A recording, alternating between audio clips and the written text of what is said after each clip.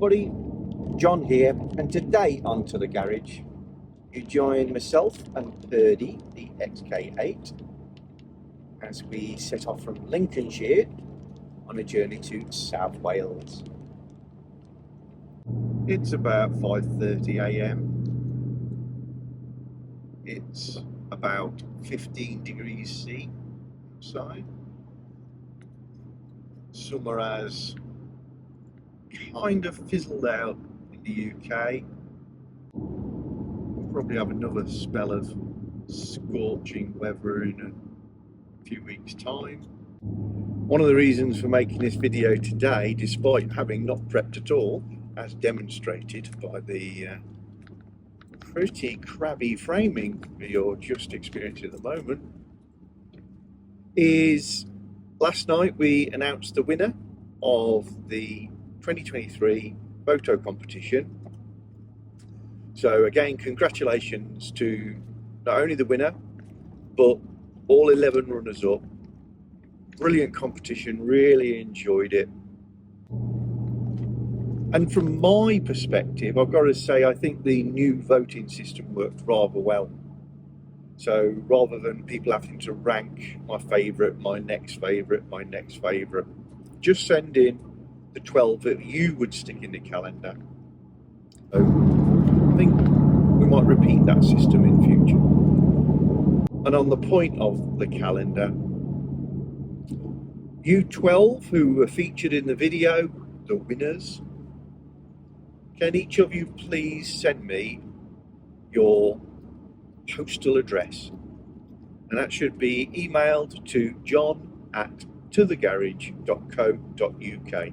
I do have some of them, but just for convenience and ease, if you could each of you just send me an email, I will squirrel those addresses away so that at the appropriate moment I can send you calendars straight out and then get underway with sharing the rest of the calendars with the subscribers at large.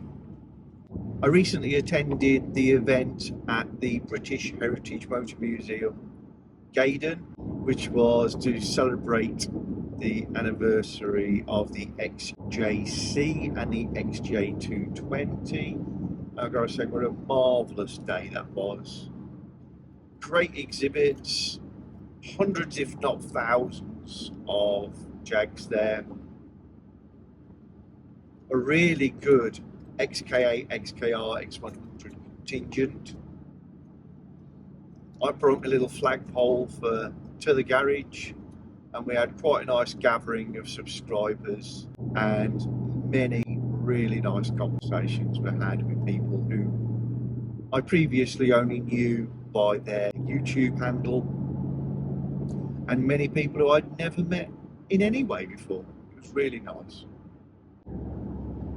Today's weather helps me answer a question I have answered previously, but it does come up very regularly, and that is Purdy a bit of a show pony? Does she live in the garage? Do you drive it winter or the wet, etc.? I think you're having your answer right now. So I don't actively take Purdy out in bad weather. I'm lucky to have a selection of other vehicles around me, so that doesn't happen.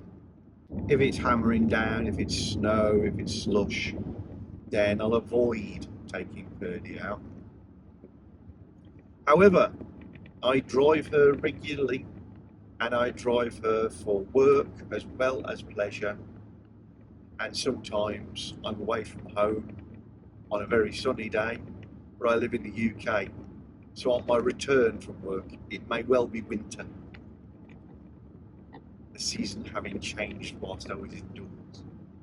This morning was more of a half plan, if I'm honest, in that I'm doing some fleet changes at the moment, which we'll share in a video when I can share the new members of the fleet with you. But the upshot is I did know where I was going to be driving Purdy this morning, and hence the fact that it was raining and foggy and cold, it didn't come into it, just had to get on with things. So no, she's way far from perfect. She's not cosseted in a bubble of dried air in the garage, much as I'd like that to be the case. I look after her, I clean her, she's under sealed, but I did a video recently showing you the rust repairs being done. She's a real car, real ailments, in one of the worst climates in the world for cars, the UK. It's a combination of our climate in where it's damp, changeable, and very unpredictable, but also the fact that we salt our roads very heavily. That's our go-to action for protecting us from incident and accident once the weather becomes cold and slippery, and that is absolute death for cars. We're also quite obviously an island nation. Nobody in the UK is more than, I don't know the number actually, it's something like 95 miles, it might be a lot less actually, from the sea, and we are quite a breezy nation. So salt air, salt spray, corrosion is epic in the UK. I've been having lots of questions about how am I getting on now that Purdy has lowered and uprated Adamesh springs.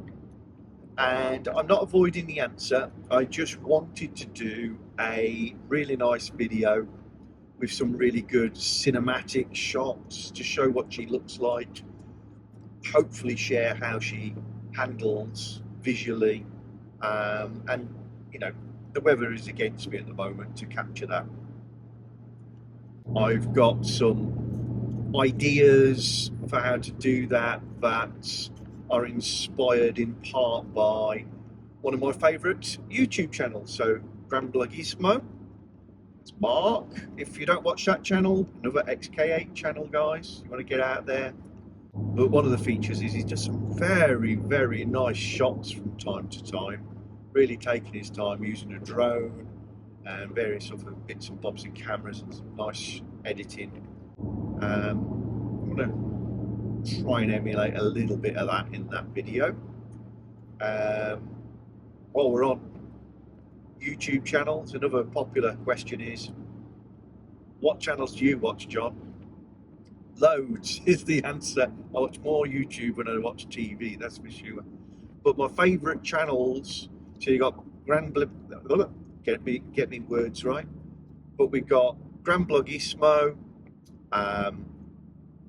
Projects in the Barn is definitely one of my favourites.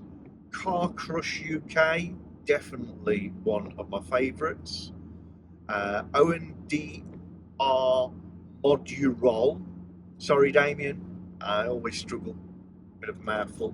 That's another XK8 heavy channel. Modurol, I think, is Welsh for automotive. I'll be corrected, I'm sure, if that's wrong. And there are many others. They'd be right up there in my favourites. So back to the suspension. Yeah, I'm not sharing it all just because that, but it's not a secret. The executive summary is I'm very pleased. The car does not look slammed. It's a subtle mod. It's very obvious to people who like XK8s that the car is a little lower. Anybody who's not familiar with the car would assume it was standard ride height. It is that sort of level. And I'll put some very specific measurements and things into that future video. We're talking of the order of 25mm in drop. And ride comfort genuinely has not been affected to any great degree. Now, the only reason for a caveat in there is I think maybe at low speeds on rough surfaces it's very slightly more jiggly, but I'm talking about speeds below 15. Once you're moving, I really can't feel the difference in comfort. So very pleased with that. And the difference in handling, if I was blindfolded and told somebody's done something to your car, put me in it and told me to drive with the blindfold off them, I think I would come to the conclusion that the anti-roll bars had been upgraded or the anti-roll bar bushes had been fixed, because it's just less rolling. Now that's going to be a combination of tougher springs and the lower ride height. The dampers also come into it because we've got brand new Bilsteins all round.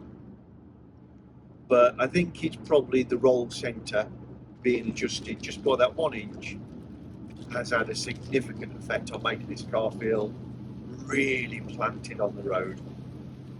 But very, very pleased anyway.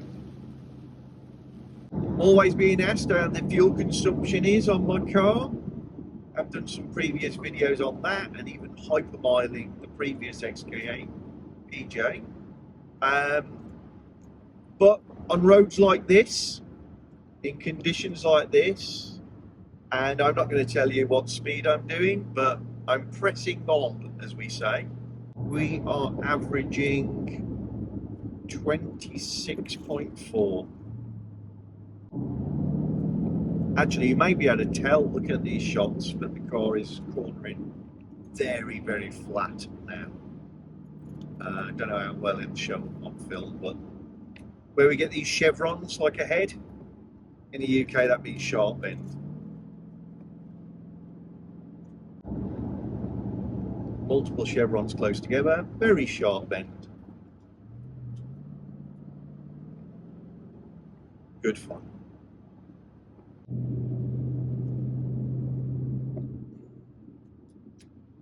Just coming into a nice village of Rugby.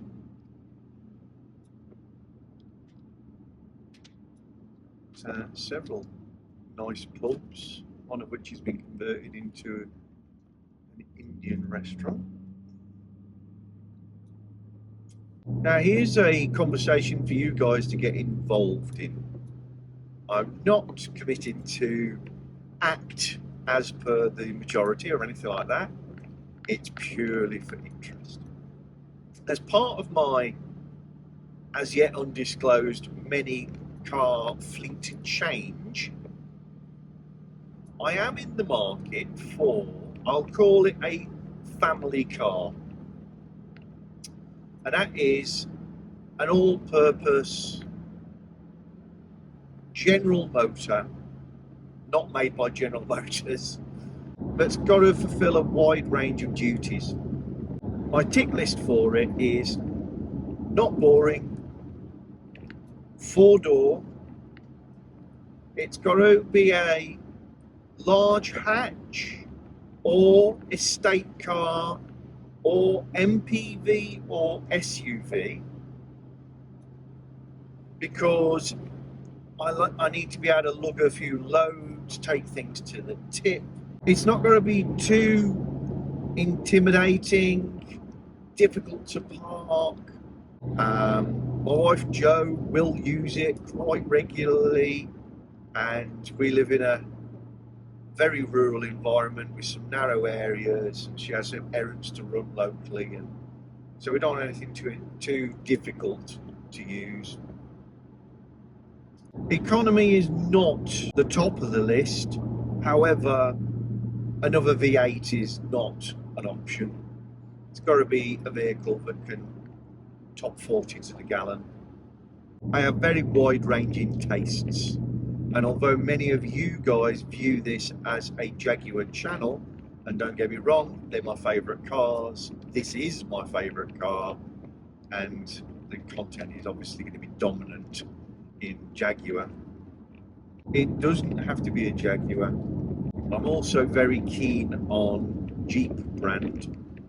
Hi John from Car Crush, another man who seems to be having exactly the same tastes as me, and have previously owned a chipped Renegade and a limited Cherokee. I've not owned a Grand Cherokee, I've owned a Cherokee, and really been very impressed with those. So, thumbs up to our American friends. Those are two really well screwed together cars. Even though I am fully aware that the Renegade is co-built with Fiat, which is not a problem for me. I really like Fiat too. But actually the Cherokee was, and if it is, was the most American car built. Major suppliers all being American side, etc, etc. I equally, as you know, love an interesting SUV. We had Ellie the L Grand on the fleet. I've got to say, one of my favourite vehicles I've ever owned. The combo of space and practicality plus real style, in my opinion. I know it's a van, but real style. Comfort.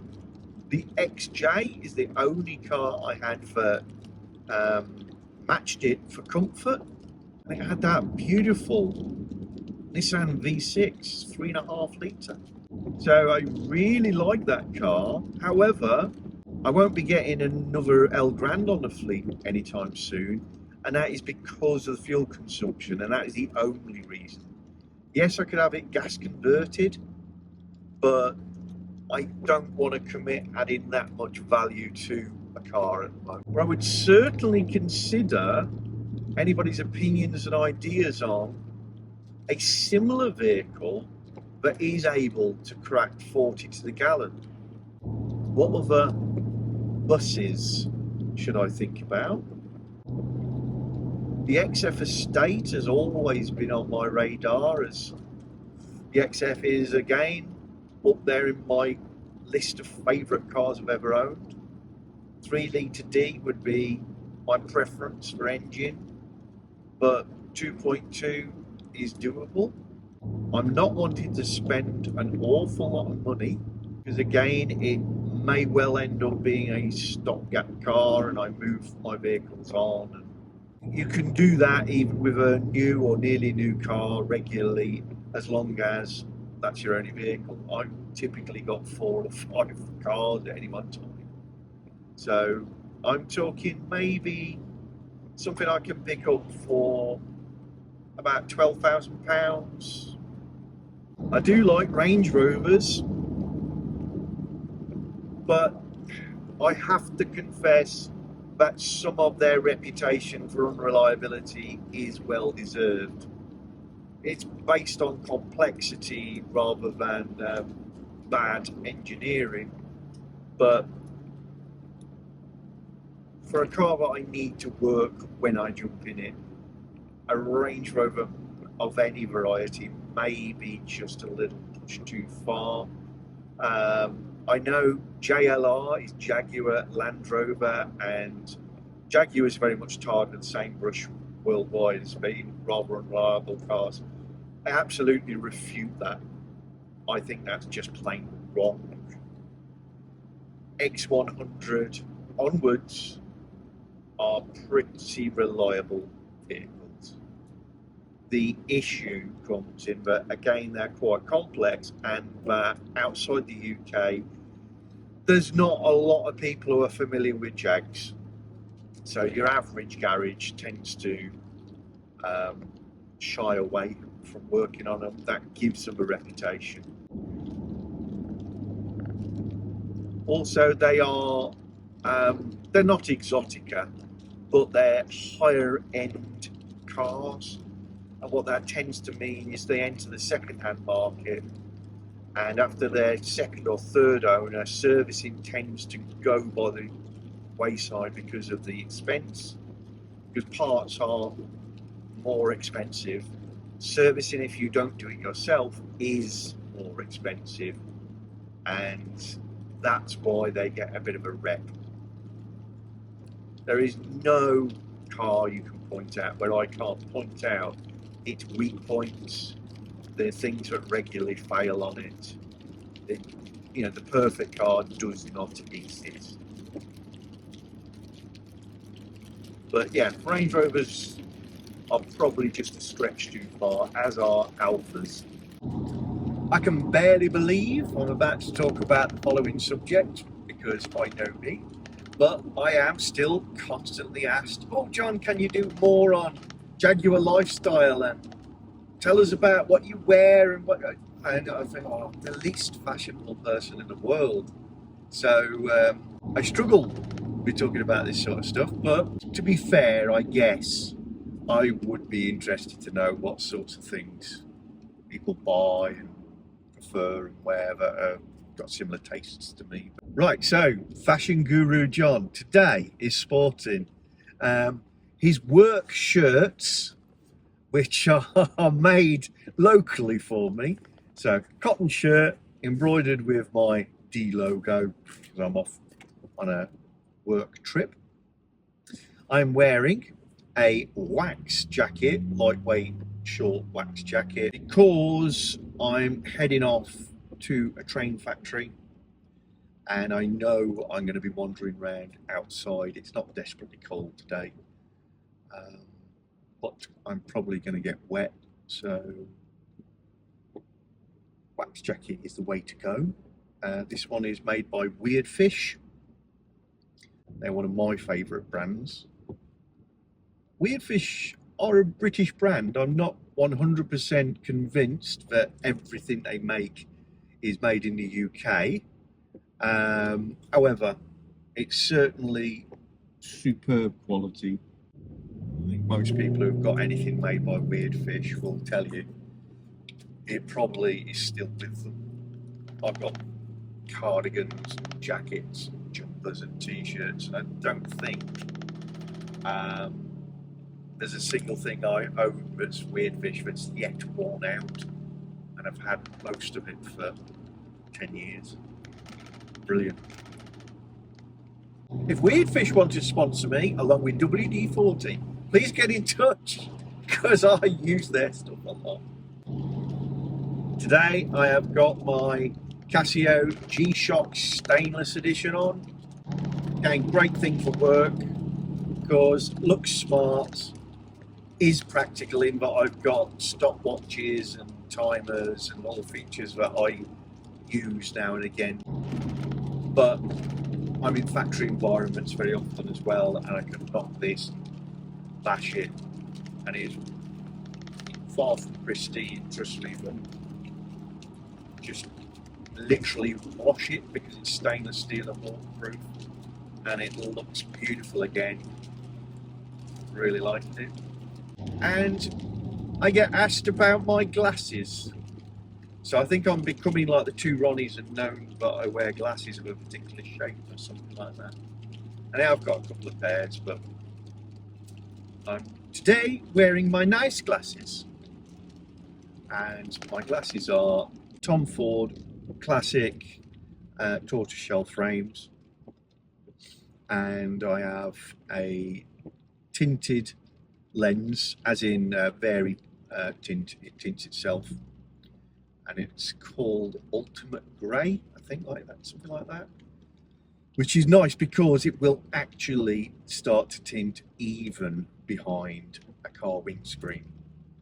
Most lenses won't tint at all behind a car windscreen because the UV is what sets them off, and car windscreens are highly UV protected. However, these do react a little, and they go inky black and look like nice sunglasses when I'm out and about, and they're very focused, so I never have to take them off because I cannot read without glasses. I can function walking around, driving around without glasses, but I find it unpleasant. Another topical question I get asked quite a lot is about, why did you go for a convertible, John? It's not like you live in Arizona or something. Yeah, that one is a difficult question to answer and is psychologically interesting. In the UK, the last time I checked the data, we were still the biggest buyers of convertibles in the world. That's per capita. Why is that?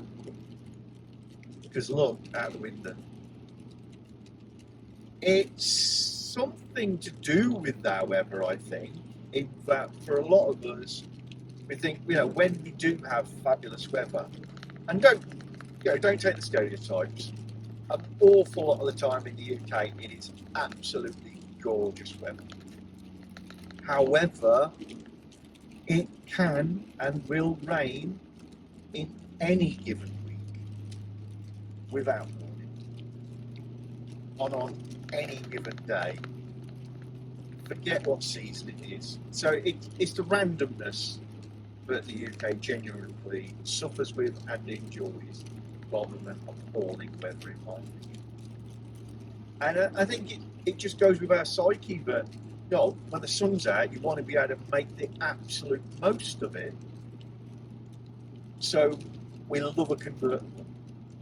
Plus, there is a slightly sentimental, masochistic element to it. I think we all think we're Battle of Britain pilots. We love a sheepskin jacket, battling the elements. And I'm just the same. To be fair, if it's not raining and there isn't snow around and you see me out and about in a Jag, typically the roof is down. So yeah, I don't know, it's very difficult to say, but most people in the UK admire and desire a convertible. A lot of them get over it, or they have kids, and the cars that are convertible, true four-seaters, are not that interesting, so that sort of dies off. But yeah, we do love convertible, and I'm no different. And I think in the main, convertibles look better than coupes. The XK8 X100 is a challenging one in that regard, because I've got to say it's level pegging. There's lines on the coupe which are better than are on the convertible. However, the convertible with a roof up looks fabulous, unlike a lot of convertibles. And with its tonneau on, it still looks amazing. So I don't know which one is better looking. I genuinely don't. That's not me playing the fence for keeping a peace point of view. The X150, I think, looks better as a coupe.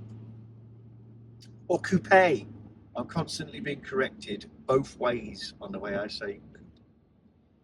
I'm British, I'm from Birmingham, or Lichfield I should say, which is a nice area of Birmingham, who has moved to Lincolnshire. I've got a very mixed up accent, and I say coupe.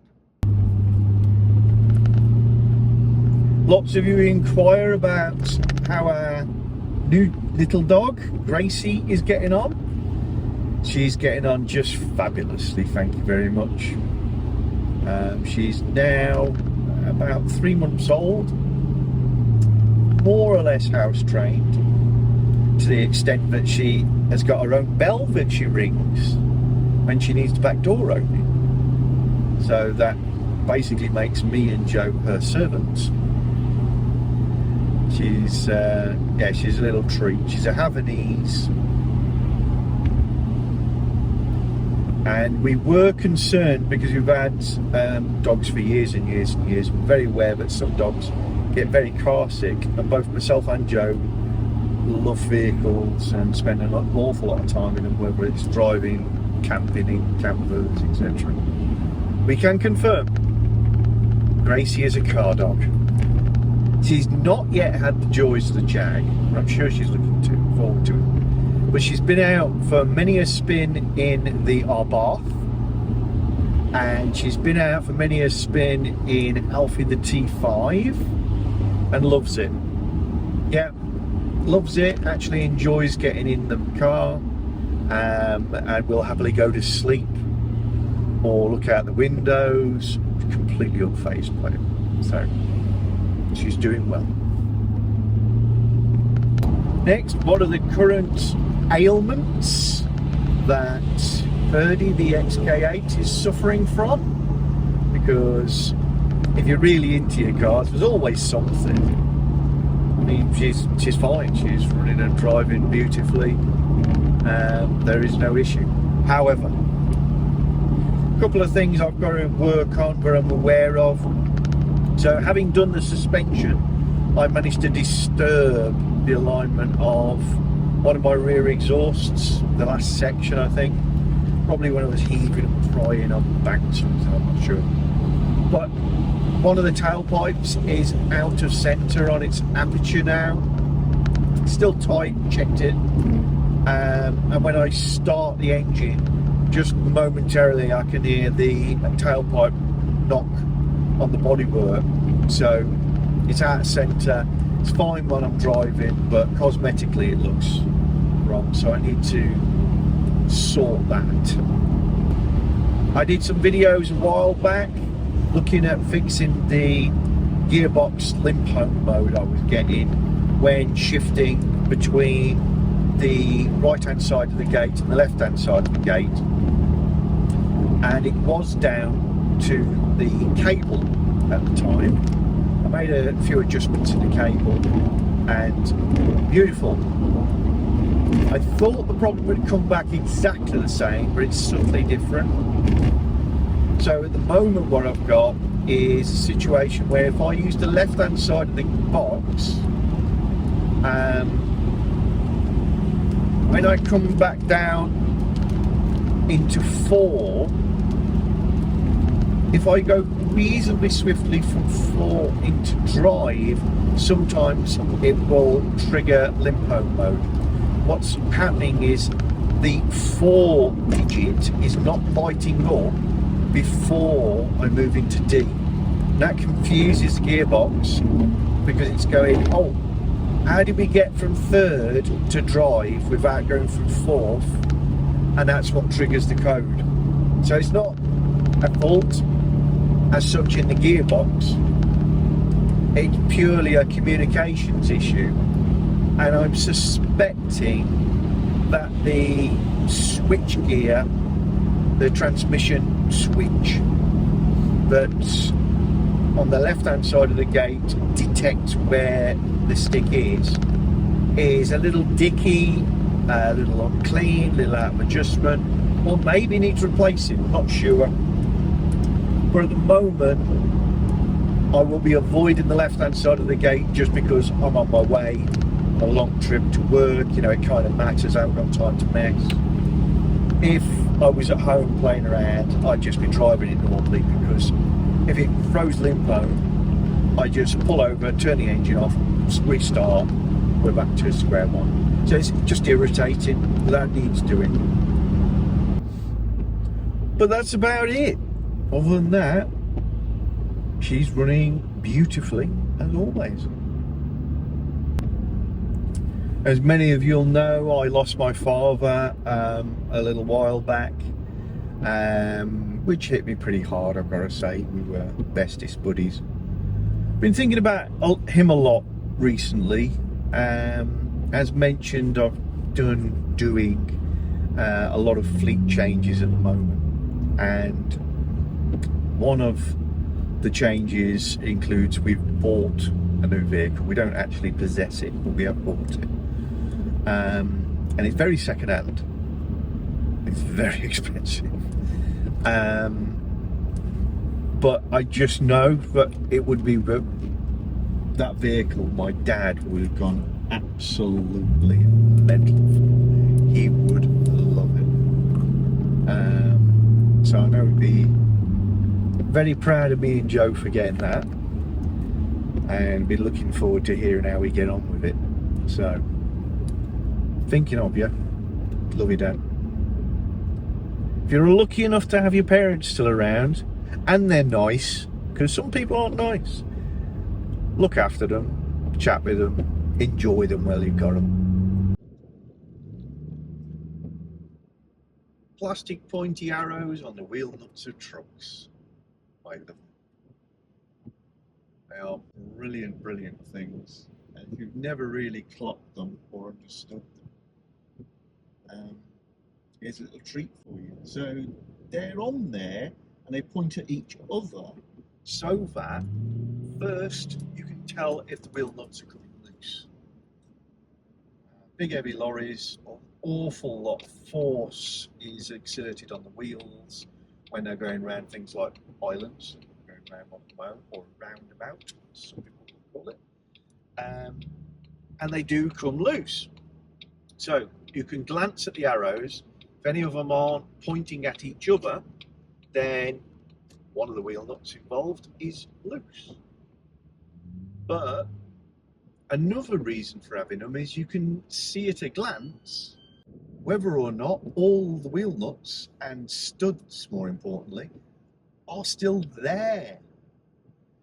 And again, it's because of road traffic islands in the UK.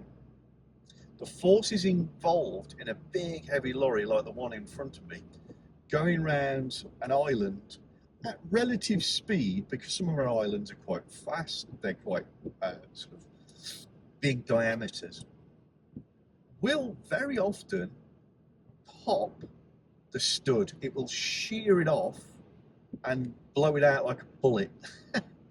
So the nut and the stud just break clean off from the flexing in the rim of the wheel.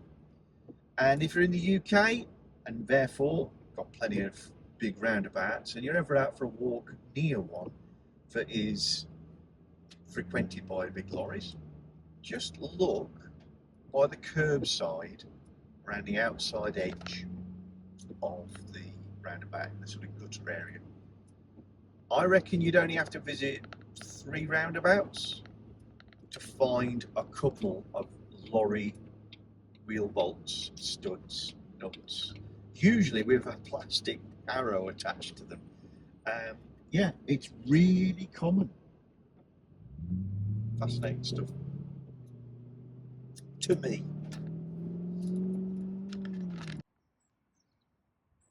Just taking a break for the motorway services in the Gloucester area. Give you a little glance at the low XK8. Tasty, eh?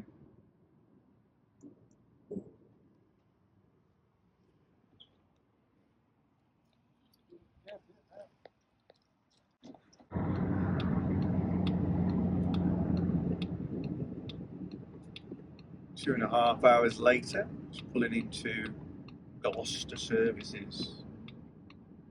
One of my favourite services. It's quite an attractive building. Car park's well laid out. I've grassed the roof.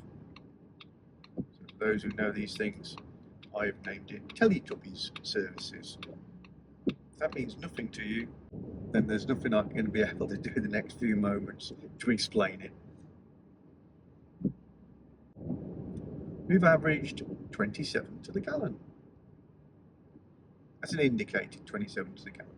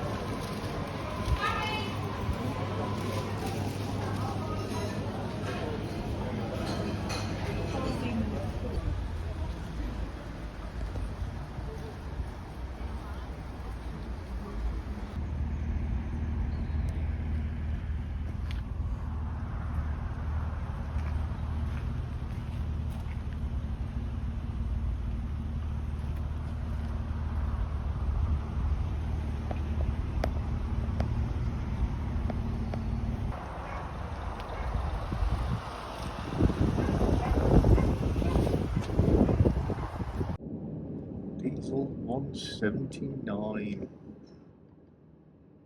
Petrol is behind it there.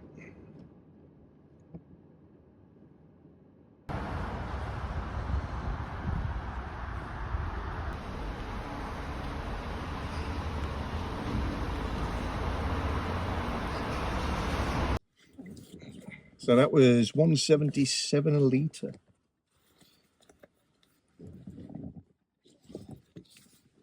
I only put 30 odd pounds worth in because motorway prices.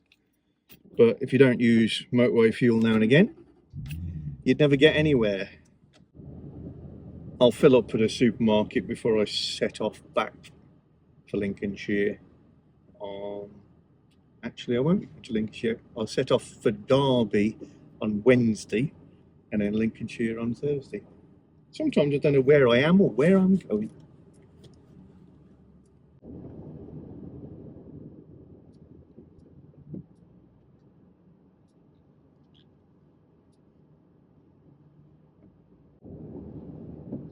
Volkswagen Tiago or Tygo. Literally never heard of it. Me, car mad. Never heard of one.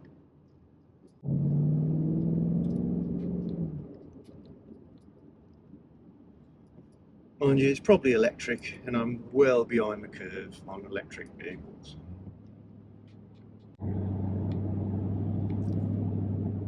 I'm not anti-electric vehicles, but I've got two reasons not to be having one. One is at the moment, it's just not possible, not practical. Because I work all over the country, I rack up big miles, I would spend half of my life charging the car. It's not like I can charge it at home, get a splash of electricity somewhere because range anxiety, and then get home and then recharge it there. No, each and every charge would be away from home, and I would probably have to charge every day whilst away from home, because my average commute is 200 miles. So it's not going to happen for those reasons. And I wouldn't buy a brand new electric vehicle because, personal opinion, not inside knowledge in any way, I do not think that electric vehicles are with us to stay. I'm not a climate change denier. Climate change is real. What I mean is, I don't think the current system of charging batteries is the way to go forward. If everybody transferred over, the grid wouldn't keep up. Yes, we can fix that. And petrol stations, as are now, would have to be so big to accommodate the cars, the number of vehicles that are sitting there for 15 minutes minimum, more likely half an hour or more, but it's just not going to happen. So total transfer to electric, I don't see.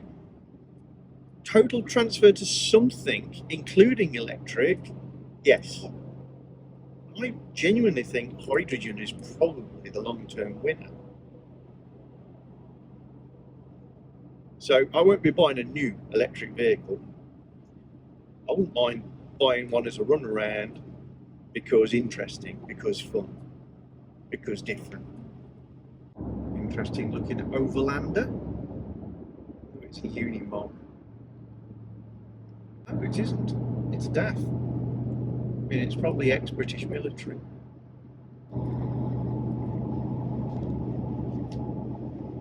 So now we're crossing the Prince of Wales Bridge,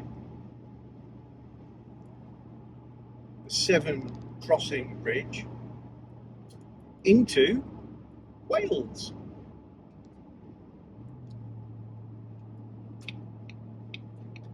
It's a 2.5 mile long bridge in terms of platform length. If you're not from the United Kingdom, then yeah, Wales is a separate country with its own language, as you'll see from signs when we hit the other side. A language that English speakers really struggle with pronunciation on, and it's a language that is spoken by many, but English is almost universal, so you'd struggle to find somebody who couldn't speak English in Wales, but many are bilingual or choose to speak Welsh when amongst Welsh people. Though we're crossing a bridge, it's not an island. The bridge, however, crosses the Severn Estuary and cuts out a huge amount of driving. There are two crossings actually. This is known as the second Severn crossing.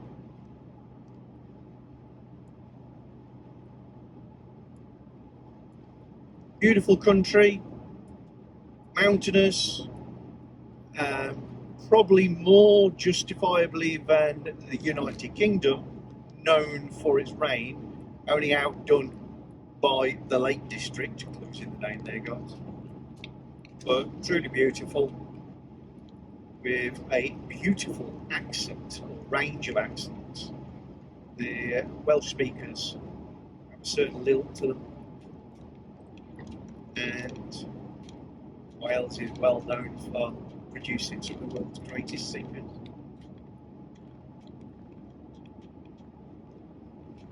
A great place to tour in a sports car, particularly the top off on a nice day.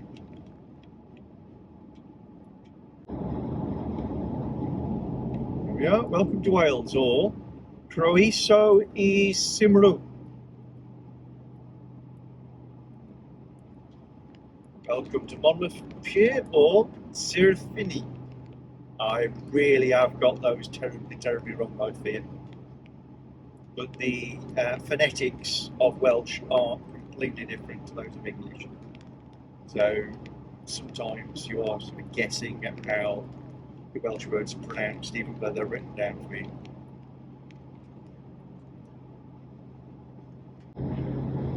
Having said that it rains slightly more in Wales than it does in England, look, it's the only bit of my journey where sunshine has broken out and the temperature is immediately rising to about 20. Interestingly, all signs in Wales are bilingual, English and Welsh, and not just the road signs. And there is some legal requirements in there, and that is not, as people might imagine, the English demanding that the Welsh translate their signs into English. It's actually the Welsh demanding that Welsh is used on their signs, despite Welsh, though widely spoken, is the minority language still in their country. I think it's about maintaining their heritage and being inclusive for all generations. It's nice, interesting. So you can see we're going up to the services, or the, wait for it, Gwansanethu. Somebody's going to rip me a new one for that. I try. Well, much as I'd like to show you some of the Welsh countryside, now we've come off the motorway, I shall not be too long before I reach my destination, my client, and it's inappropriate to film there. Let's wrap this one up then. It's been an odd little video. I say little, you've accompanied me for 5 hours from my point of view.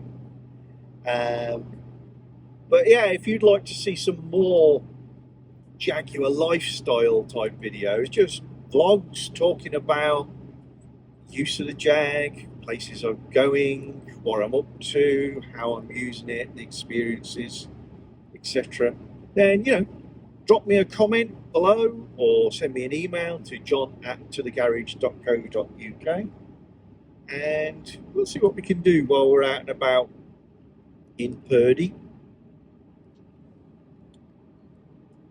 But this sort of vid will in no way replace our classics of the secrets of the XK8, which we keep discovering, the maintaining of Purdy, and all of the other good stuff we get up to in the garage, whether Jag related or not. So look after yourselves, folks, and I will speak to you again very, very soon. And congrats again to the calendar competition winners. Please send your postal addresses to me. If you're enjoying our channel, then don't forget to subscribe and click the little bell icon so you get notifications of new videos. And please give us a thumbs up or thumbs down, and you can share the videos.